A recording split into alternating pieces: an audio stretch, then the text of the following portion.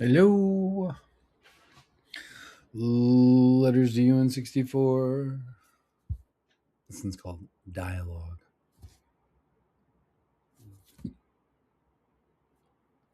Almost burped.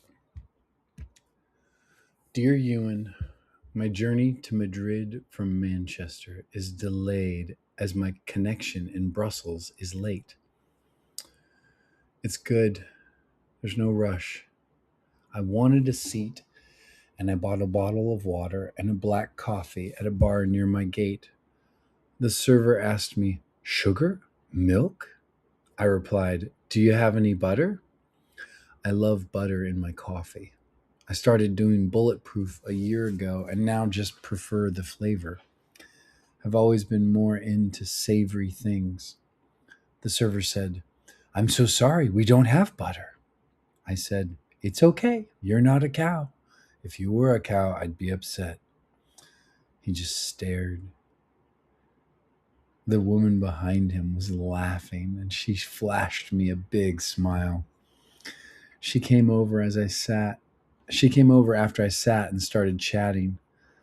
I told her I was going to meet ALIFTIMTS and that it probably wasn't going anywhere. She said, "It's good to just have an experience." My God, thank you for this meeting. She did something right there. She surprised me. I surprised myself the day I didn't tell ALIFTIMTS that I couldn't see him anymore because he was in the closet. I surprised myself when I just let him be who he was and loved him anyway. I want to be surprised. A lot of people think of mindfulness as noticing, but I think there's a missing element in that description. True mindfulness includes at least a tiny dash of surprise. I never used the cow line before. I was trying to come up with a playful tease that didn't need too much language. When he didn't respond and she did, I took it as a sign. A sign of what? Something I wasn't expecting. The first move for me is to go for the unexpected. There's no move that works forever. Some days doing what's expected is unexpected. Enjoying what's expected more than I usually do can be unexpected. I seem to be in a dialogue with more than just people. I don't know if dialogue is a thing or a kind of listening. If it's a thing, then it's easier to make rules about how to do it. If it's a kind of listening, then I just felt a flash and the still small voice inside pointed at itself. Somehow that voice is the same or connected to the surprise. Someone could say that dialogue was a conversation from the moment.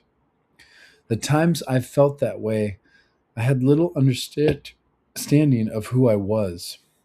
I don't mean I didn't know Mike. I mean that I seemed more open to learning something that can change my concept of Mike. The lady asked me what I was doing in Brussels. I told her I was flying in from Manchester Pride. She replied, "I have a girlfriend." Surprise! Mike just got to feel how he wasn't as alone as he thought in his gayness. Mike got to feel how he walks around with little barriers on his perception that predict what's going to happen so he doesn't get attacked. I'm going to take further steps to reduce the power of those predictions. I'm getting more and more glimpses now that dialogue is not just a conversation with a person. It's also a conversation with reality that I get to have if I'm willing to let go of who I am.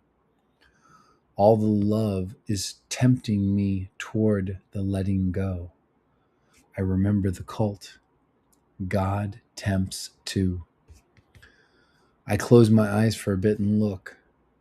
I can't tell the difference between things that are tough to name, but one of them is who and what I perceive myself to be. I'm certainly a being that is more interested in love than I imagined. It's so strange that I'm surprised and beautiful. Yours, Mike.